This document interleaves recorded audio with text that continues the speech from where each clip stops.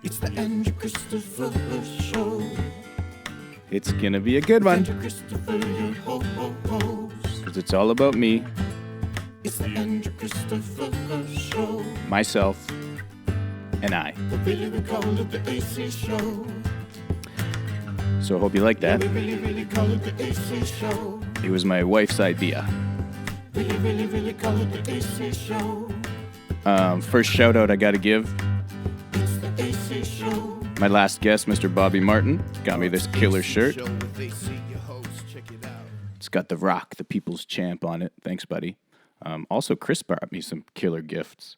So, notice to future podcast guests, you should bring me a gift. It's gone well so far. Just saying. So, my wife had a great idea. She said, why don't you talk more about yourself? People want to know who you are, where you came from. And I was like, I don't know if people want to know that or listen to me talk about myself. I was kind of reluctant, but then I thought about it, and I thought it could be kind of cool. So hopefully you enjoy it. If you don't, let me know so I can tell my wife she was wrong, because that doesn't get to happen very often.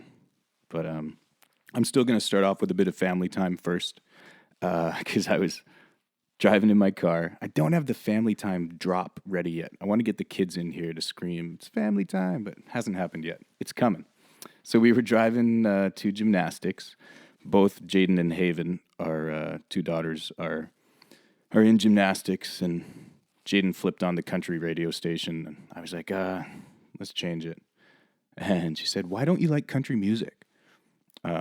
Which I like a lot of classic country music or older stuff. Not even classic, but like, older Tim McGraw or Garth Brooks. But the new stuff just doesn't do it for me. And so that's what I told her. And I said, it kind of all sounds the same. And I don't like all the voices out there these days. And out of the blue, she just looks at me and she says, well, Dave Matthews sucks. And I was like, what? Because we weren't even talking about him. And I was like, did you just say that? Because I love Dave Matthews. And so it cut me pretty deep and threw me off guard. And I had to remind myself, you're talking to a 10-year-old. She says, Dave Matthews sucks. And I said, well, all these country guys suck. She's like, no, they don't. Dave Matthews sucks. I said, well, I bet you Dave Matthews put out more music and has more fans than all these country people combined. And she said, well, he still sucks. And I was like, why? And she says, he just does. It's hard to reason with a 10-year-old.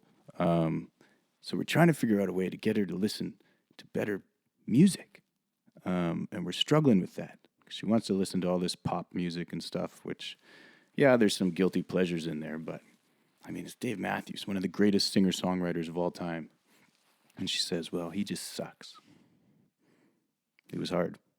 It really, really cut me deep. Anyway, there's a bit of family time. If you guys have any ideas on how to make kids like better music, let me know. So we'll get into more about me. I wrote down a timeline, another great idea from my wife, so you might see me following along. But we're breaking it up. It's going to be 3, I guess maybe 4 episodes. We'll break it up by decades. So decade 1, from when I'm 0, born, to 10 years old, which I know is not really a decade. I guess it's more like 11 years. But some of these timelines might be a bit off. My memory's not great. I did my best to plug away. I picked my mom's brain a little bit. So we'll start, obviously, with decade 1.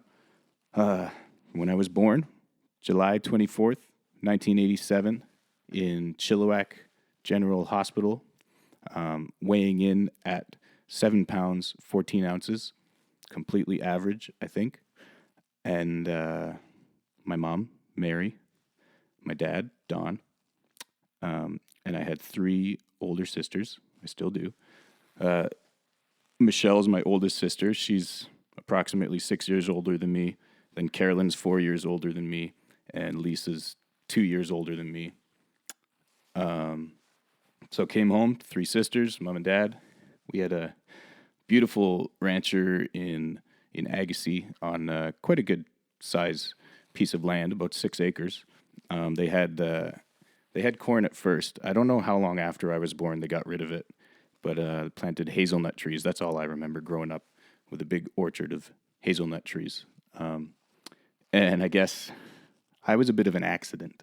Here's the first surprise. My dad had a vasectomy, doctor screwed it up, I guess. And surprise, baby Andrew on the way. I'd like to think it's the best surprise of my family's life. And because of that, they had to build a whole new addition onto our house, which I'm sure was not cheap. So if I put us in some financial troubles, then I'm really sorry about that. So yeah, they took out where the garage used to be and built on like a whole nother lower section with 2 bedrooms and another like playroom for the kids, kind of living room area. Loved that house. It was so cool. So much room. Like there was a big grass front yard and grass backyard, and then the whole orchard, and had a creek running through the back. And I spent a lot of time hitting golf balls back there when I got into golf and running around with my friends. So obviously 0 to 3, I don't remember much. My mom says I was a pretty happy baby. Always excited, wanting to run around, do stuff. Probably never cried. Probably was walking and potty trained by like 6 months old. Something like that. But I guess getting into like a first real cool story my mom told me.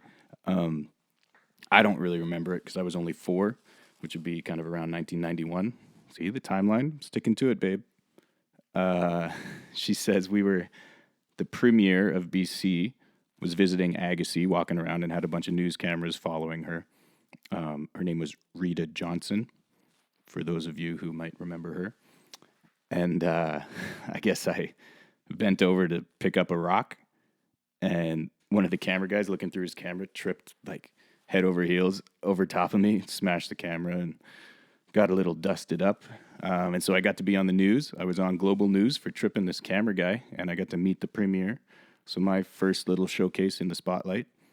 I thought that was a pretty cool story, and one of the earliest stories I really have. I guess after that we took a trip to England in 91, my mom said. Another injury story. It's all I really remember. Not that I remember it, but the memory everyone always talks about.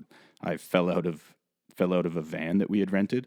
We were driving around doing the touristy thing, and I was getting in or out, and I think someone bumped me from the step on this van, fell backwards onto the gravel, and cut the back of my head open pretty bad. And they had to bandage me up. I had wrapped around toilet paper or something. They took care of me. So I got out traveling the world at a pretty young age. I was pretty lucky. We did quite a bit of traveling. So that was 91. I guess then I got into kindergarten at age 5. I think at the same time I started playing hockey, which is one of the mainstays you'll hear a lot about in these first couple episodes. Played a ton of hockey, was a huge hockey fan. So at age 5, I entered Tyke, started playing, and obviously really enjoyed it. I got big into the Anaheim Mighty Ducks. I'm guessing the movies started coming out around then. And I remember my first hockey game, which I'm not sure if it was that early or if I was more like 6, but I went with my godparents, and they came and picked me up, and I was decked out in Anaheim Mighty Ducks gear. Had the toque, jacket, gloves, had a sweater underneath the jacket, all Anaheim Mighty Ducks stuff, and I was going to a Chilliwack Chiefs game. So it was kind of weird, but I remember that. I remember standing at the door already. Pretty exciting thing for me. Hockey was huge. Obviously, I was a Canucks fan, being from Vancouver, and we'll get into a little bit of that later when they went to the Stanley Cup. My first big letdown. But first, kindergarten, grade 1. Again, my mom said I was just such a happy kid. She said I was really stylish. She said I always wore backwards hats and like neon shirts and purple shorts. Purple was my favorite color. Again, the Anaheim Mighty Ducks thing. I don't know why. I just loved it. And I was really into Lego. I think most kids are. Lego and Playmobil as well. But I think I liked Lego more. I had a few different collections. What I got here? I used to collect rocks. The reason why I tripped the camera guy, collecting rocks. I had a big car collection, like little cars, but, antique-looking cars or race cars. My parents, if my dad went away for work, he would always come home and bring me a little car or something like that or airplane from the airport. Anything kind of like that, little little figurines. And then also dinosaurs was another big thing I was into. We did go to Calgary. I didn't ask my mom about this, but we went to Drumheller where the dinosaur museum is. And that was a big point in this first decade. I loved that. I collected so many dinosaurs. So yeah, I was big into collecting.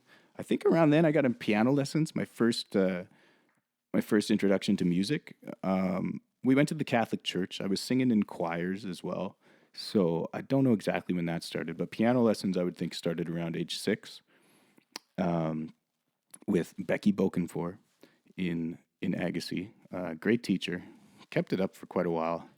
I was never that interested in it. I'm sure glad it happened because it gave me a really good base knowledge of music that obviously I've put to pretty good use, being a professional musician.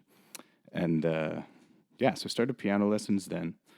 And then moving along, I guess that was so that'd be like grade 2. Grade 3, had this teacher, Miss Goff. I think she was the first teacher I kind of had a crush on. Long curly hair, pretty lady.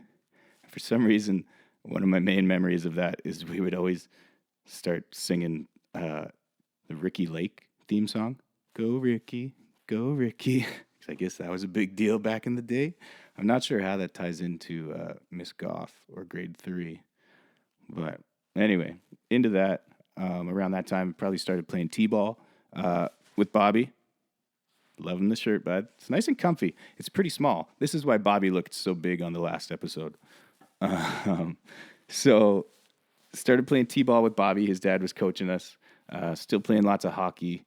Getting into all the kind of sports, intramural stuff, house games at Kent Elementary, which I'll talk a little bit about later. Next kind of big moment sticks out in my head. I guess this would be, around grade 2, 1994. I was 7, so I think that makes sense.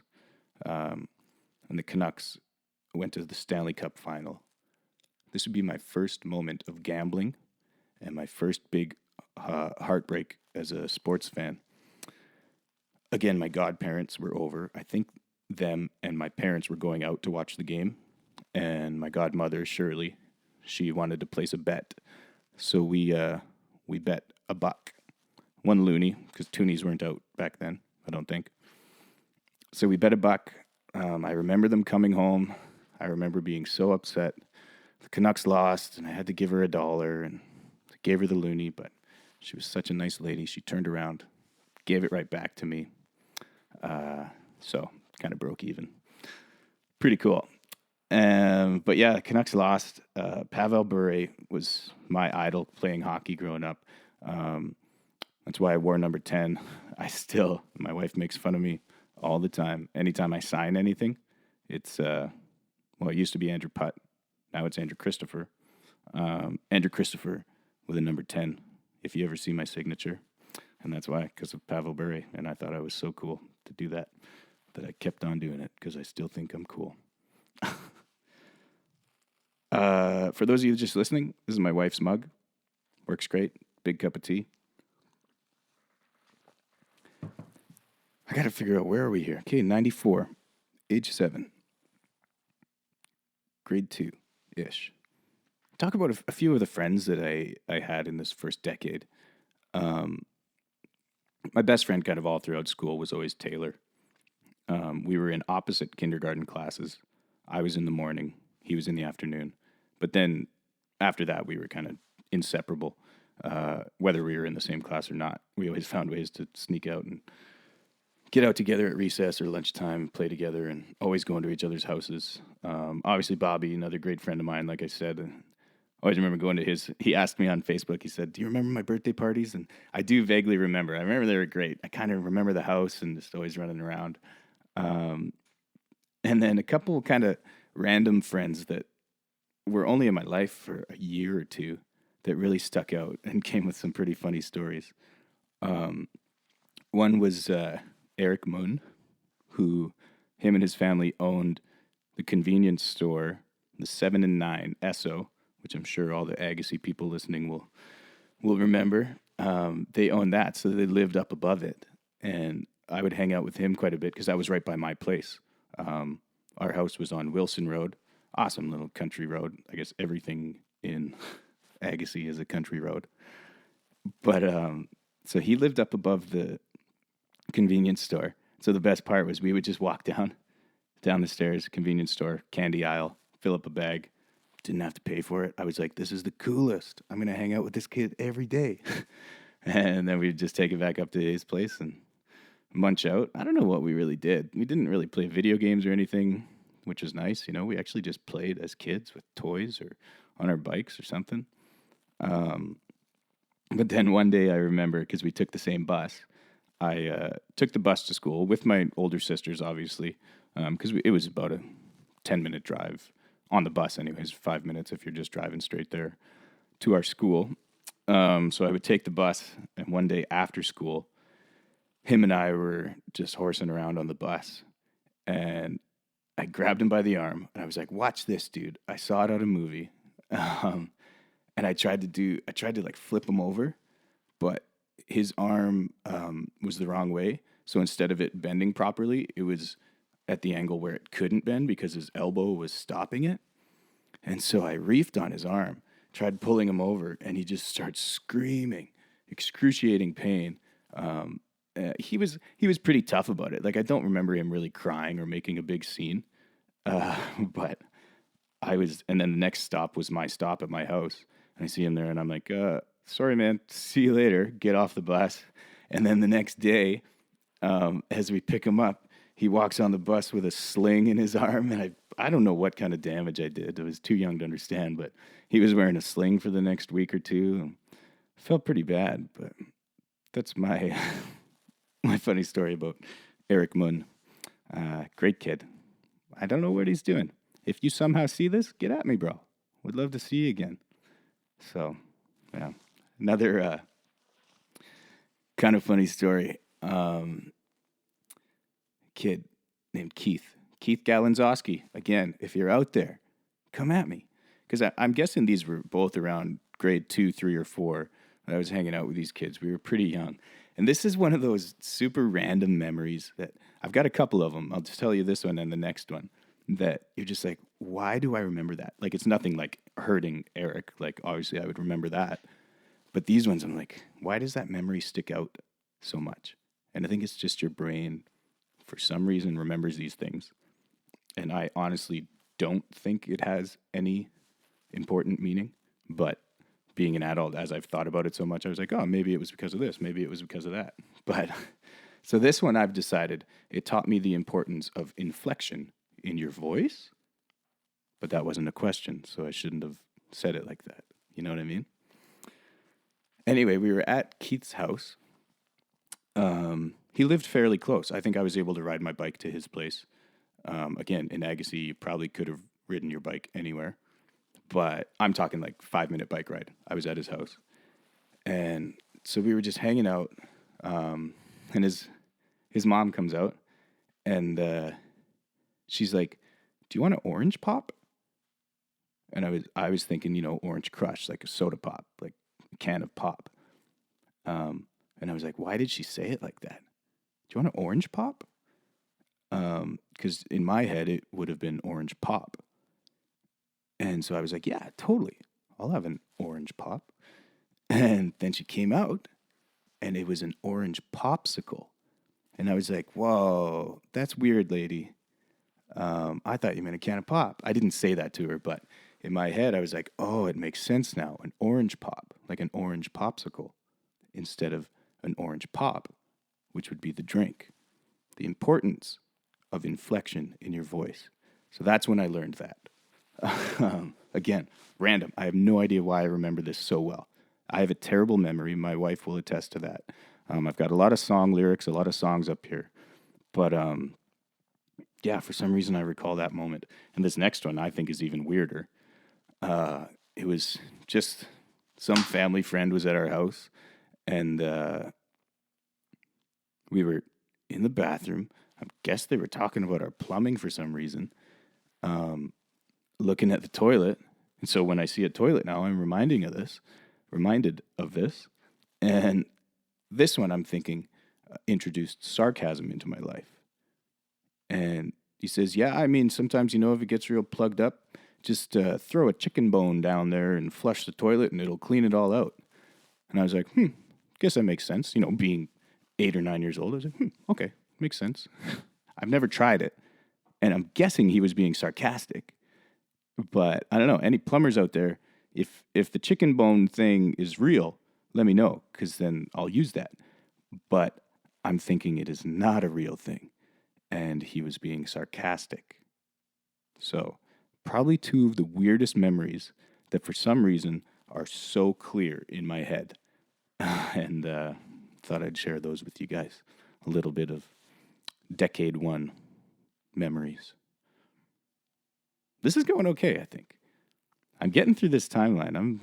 I'm glad I wrote it down because I didn't want to forget anything. And I think at the end we'll do like kind of to start the next episode, I'll do like errors and omissions because I'm sure my sisters and my mom will be like, that's not true at all. Or they'll say, you forgot about this. How could you forget this? I feel like one of those things they would say, I'm getting to. Because next on here, I've got the topic of Camperland, which is a campground near Bridal Falls that we spent a lot of summers at. And we would get like a summer pass to the water slides, which is the Bridal Falls water slides right next door. And we would go there every day and have a good time. And at Camperland, so this will be my introduction to performing. And they had talent shows. I don't know if it was every month or every couple of weeks. And so my sisters and I, for this first one I remember, we obviously were big Spice Girls fans. They were a big thing back then. And we did a dance routine and a lip sync to Wannabe by the Spice Girls. I'll give you a minute to guess which Spice Girl you thought I was, which is fairly obvious. Baby Spice. So I was Baby Spice. I'd like to think I took the lead, and I remember finishing off the very final note of the song, and I did the splits. I was still pretty limber back then. I don't think I could do that now. But so that one I could blame on my sisters, saying they made me do it. The next one, I could not, and it was still a Spice Girls song. And I guess I had started singing, like I said. I was singing in the choir growing up, doing some piano lessons, and I, at the next talent show, sang the song Two Become One. Something like that. Very powerful love song by the Spice Girls. Sang that solo, just on my own, not a lip sync. And there you go. And it took off from there. People said I sounded like a young Bon Jovi or some shit like that. I don't know. But I was stoked. I was always happy on stage. I still am. And Camperland was it was a big part of our summers. We spent a lot of summers up there, a lot of time. It was only, 15 minutes from our house, but we would take the camper up there. My parents would go to work from there, and we would just hang out and bike around, and made some good friends up there too. Some guys that we're still in touch with, so that was pretty cool. So that was what I have. So that was probably 96. Well, I guess like I said, we were there a few summers. But then on here, the next thing I have, again, in my misery of being a Vancouver sports fan, which I think you guys will now, like I said, I'm hoping all this will kind of open up to you guys and see why I am the way I am today, why I'm such a diehard Canucks fan, that I'm just longing for the day they could bring home a championship. Obviously, the Stanley Cup, I mean. And I know a lot of you will laugh at that, but it's ingrained in me because I suffered through that Game 7 loss in 94. And then this, my first professional basketball game, I remember very vividly. It was the Vancouver Grizzlies, Sharif Abdur-Rahim and Bryant Big Country Reeves. I was stoked getting into basketball. I'm pretty sure I went there with Taylor. Him and I were always the duo on the court. So we went to this basketball game, the Grizzlies versus the Los Angeles Lakers, who had a young kid on their team. You might have heard of him, Kobe frickin' Bryant, who now is my favorite basketball player of all time. Back then, I didn't appreciate that I got to see him, but I remember the game because the Grizzlies were terrible. This was March 27th, 1997. The Grizzlies, well, they were always terrible. And the Lakers were pretty good. They've been good for a while.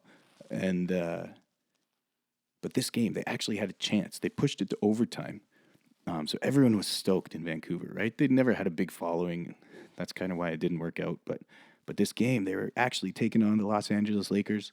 They pushed them to the ropes. And then I just remember the ref made this bullshit call where the Lakers guy got fouled, but they allowed him to continue on and made the hoop when they probably should have blown the play dead.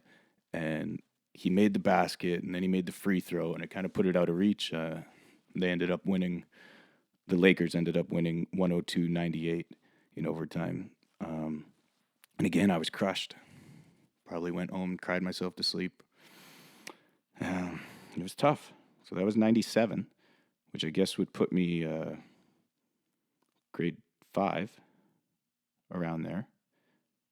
Yeah, no. So the summer, that would have been 97. But before that, the summer of 97, my family and I, so I would have been turning 10. So again, getting to the end of this first decade, turning 10, and we took a road trip. We drove all the way across Canada. My dad worked as like a feed salesman for, dairy feed for all the farmers. A big farm community, obviously, in Agassiz, and dairy farming huge across Canada. And there was a big conference in Quebec. And so we drove all the way from Agassiz to Quebec City. And along the way, like the first night, we made it all the way to Moose Jaw, Saskatchewan or something. Like we drove something ridiculous, like 18 hours that day. I don't know. You guys can do the math on that. But so we drove all the way across Canada in a GMC Safari. Like mom, dad, 4 kids. I think someone even brought a friend. Either Michelle, Carolyn, or Lisa brought a friend along. So like it was packed, and we were in that van for a long time. And the soundtrack, which will explain a bit of my musical taste, there and back, I feel like nonstop. Garth Brooks, then Shania Twain, then Garth Brooks, then Shania Twain, then Shania Twain, then Garth Brooks. So this is why I can probably sing note for note any Garth Brooks or Shania Twain song out there. And I've done it a few times live. People are like, hey, play some Garth Brooks. And I'll like rattle off 10 songs in a row that I've never played before. I just look up the chords and the lyrics on my iPad and just start going through them. It's so much fun. And I still love Garth Brooks. Like I said, I'm not huge into country music anymore. Garth Brooks is great. Shania Twain, yeah, she's fine. Obviously, great Canadian. I'm just not as big of a fan as Garth Brooks. So that was our soundtrack, crossing Canada and back. We kind of came back through the States. I don't have any big memories about that. I know at the conference it was pretty cool for the kids. It was a family thing. You were supposed to bring your family, and they had activities for all the kids, but I don't remember any specifics. I guess on our way home we were driving through Chicago, and my mom freaked out as we were driving, like on the highway. She was like, "Lock your doors. This is a rough part of town." She made everyone lock their doors so nobody could, I don't know, jump in and rob us. Chi-Town. Yeah, so I've never been back. Pretty scared of the Windy City. I don't know if I'll ever make it. So there was, big cross Canada, which is a pretty big trip, right? Not everybody gets to do that. I was lucky as a kid. We traveled a lot, like I said. Lots of camping. Big into hockey, as I said. And so now coming back from summer, grade 5, 10 years old. And this is where I remember the Kent Elementary house games getting very serious. So I was a competitive kid, right? Big into sports. I was pretty good at most things I do, which my wife can attest to. She hates that. She'll tell you water sports or something is the one thing I'm not good at, which I just haven't had a chance to really figure out. But so I was very athletic, very competitive, and the house games at Kent Elementary, which kind of like the Hunger Games, you know what I mean? It's cool now thinking back at it. The house games, we were divided up into 3 teams. So all the students in the school. The Wildcats, go Wildcats. I eventually made captain of the Wildcats. And then there was the lowly Red Barons and the Roadrunners. And so we would compete at lunchtime, whether it was soccer or hockey or whatever else. And these teams would play off against each other. Maybe there was a 4th team I'm forgetting. Anybody from Agassiz, get at me if there was a 4th team. I feel like there probably was. But this was serious business. The kids would be like stretching or getting the goalie gear on in the classroom 10 minutes before lunchtime. Or if you didn't have goalie gear and you had to use the schools, you would be racing there to get the good pads or get the one goalie glove there was. Otherwise, you're using a baseball glove or something. And so that was something I really remember and really enjoyed in school. That was grade 5. I remember getting pretty serious. And yeah, I can't, I don't recall. I'm sure we won a few championships. Oh, and my buddy Stiggy brought up the fact that on Facebook, I asked some people on Facebook, hey, do you have any questions for me? And I've answered a few already. But my buddy Ryan brought up the fact that the Harrison Elementary School would play against Agassiz sometimes in these sports. And he was like, oh, do you remember getting your butt kicked by the Harrison boys? Which never happened. They were pretty terrible. I don't think we ever would have lost to them. And I'd be happy to have a rematch anytime, but just get at me. So that's something I really remember from elementary school. Another thing, I wanted to mention, we had a neighbor, his name was Larry, who lived right next door to us for quite a long time through this first decade.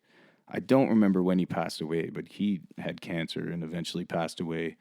But the coolest thing was he had a train track, like a miniature train track that went all around his backyard. And like it went a pretty long ways. Like it was probably like a 500-meter train track when all said and done. And so for all of our any kids' birthdays, he would bring it out and we would get like 10 kids on there. And he would drive us around this train track. So cool. Such a nice guy. I know we had him over for dinner lots. I feel like my mom wanted to help take care of him because he lived on his own and he was pretty sick. He was missing half of his thumb. And he would tell us that it's because when he was a kid, he would suck his thumb. And then one time somebody tripped him and he said he bit off half of his thumb. Which I'm pretty sure was a lie. But that was his story he always told us back on Wilson Road. Let's get another thing here I remembered. My mom, Mary, was in these weird businesses. I thought they were weird. She worked for Kent Agencies, which turned into Barton's Insurance, selling insurance, and then and moved up. But she would do these things with other moms, and one was they had these big wooden signs that they would rent out, like a big penguin or a big cow, and they would say things like, "It's utterly amazing that so and so is 50," or "Lordy, Gordy's 40." They would write these things on these signs and put them out on people's lawns. I don't know how much money she made doing this, but I think it was just an excuse for her and the friends to get together and do something. And then she was selling, was it Tupperware?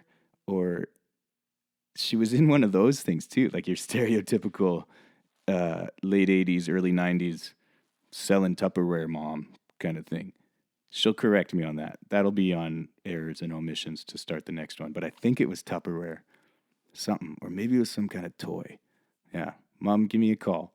Let me know what it was, because it was another memory I had of you.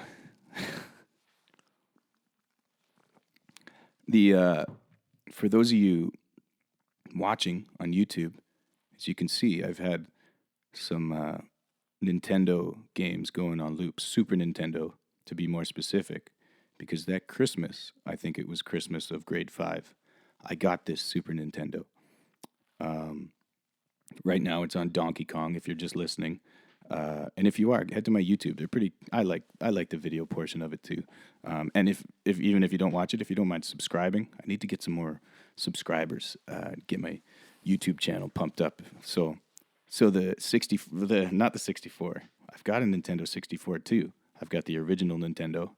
I got this Super Nintendo for Christmas though, and it was one of those gifts. Like if I had a favorite Christmas gift of all time, it was this thing. I remember opening it up, and I just remember yelling as loud as I could, like, "Yeah! I got this Nintendo!" I was so happy, and so it came. I think it came with Super Mario. Really quickly, I got NHL '94. Oh, that'll tell you something. So this was a little while ago. It was more like if I got NHL '94. So it was like back in grade 2. Man, that was an oversight. Anyway, I got it for Christmas sometime. My favorite Christmas gift of all time. So I guess we're jumping back ahead now to grade 5, which this was the start of young AC's love life.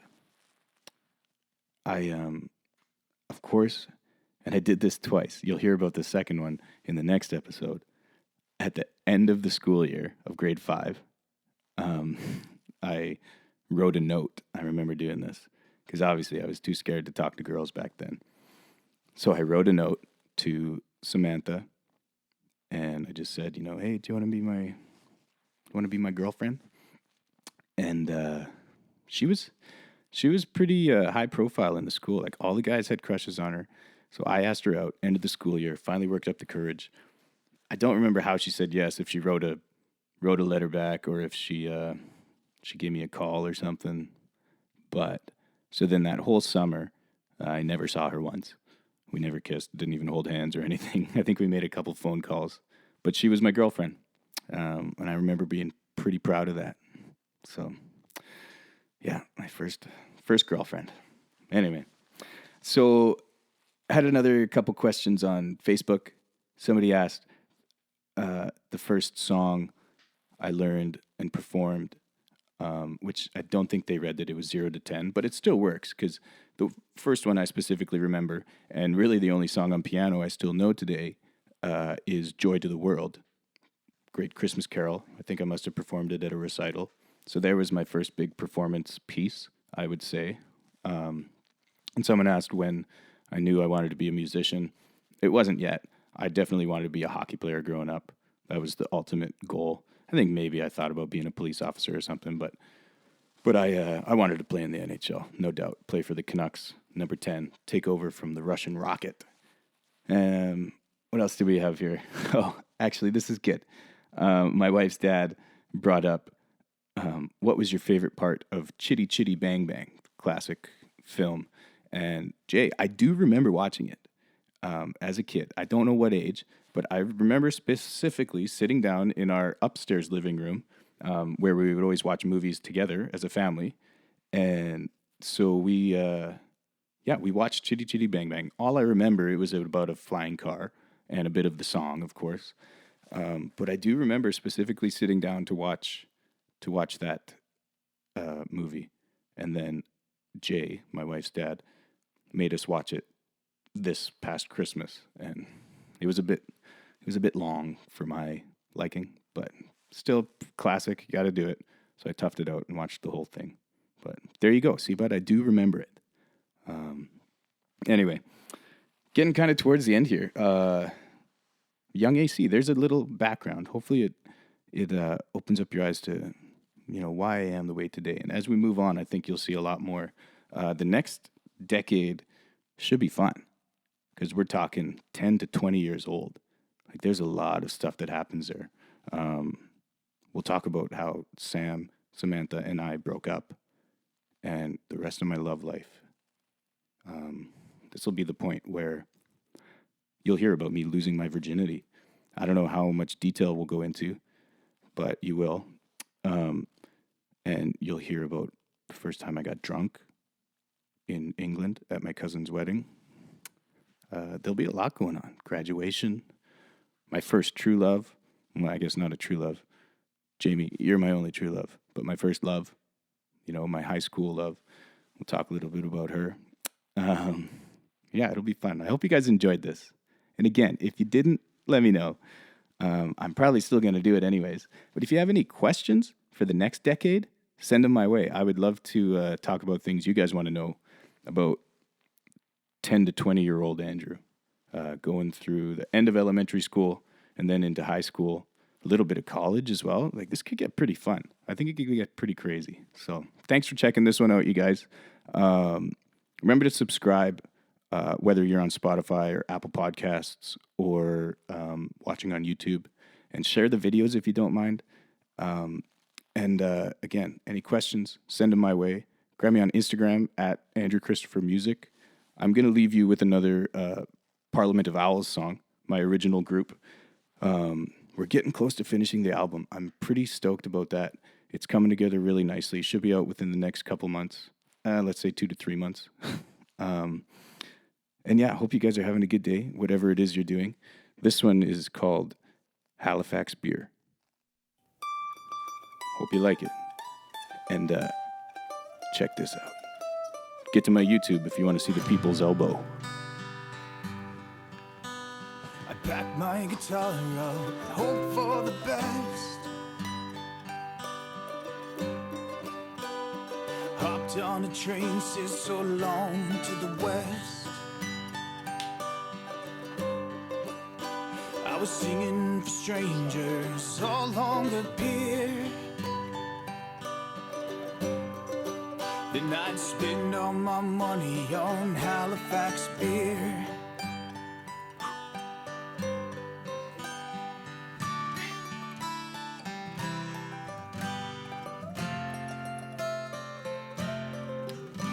Catch the rest of that track on Spotify, 1, 2, 3, 4. iTunes, Apple Music. Check it out. Last call last night at the old Split Crow, and the girl that caught my eye. I bought her a drink, said, what do you think? You ever been with a West Coast guy? She just kept on laughing and she rolled her pretty eyes. She said, I haven't, I'll tell you what, he was probably twice your size. Well, he had a baby now, that ain't very nice. Don't knock me till you try me, darling, maybe try me twice.